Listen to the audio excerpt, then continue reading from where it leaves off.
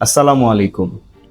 USA, UK এবং Canada সবাই এই দেশগুলোর পিছে ছুটছে, কিন্তু অ্যাজ এ কনসালটেন্ট আমি বলবো, আপনি যদি কোয়ালিটি অফ লাইফ এবং লং টার্ম স্ট্যাবিলিটির কথা ভাবেন, তাহলে আপনার জন্য বেস্ট হবে নর্ডিক রিজিয়ন।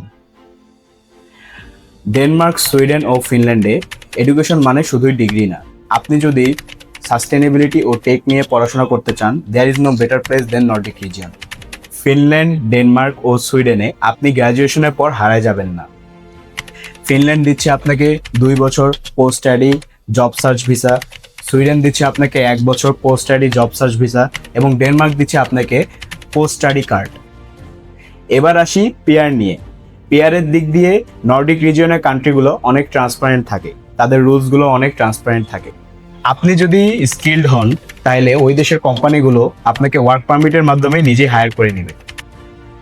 আমরা এসএস স্টাডি অ্যাব্রোড শুধু আপনার ভিসা প্রসেসিং করাই না, we will help you to find right city and right university program according to your academic profile.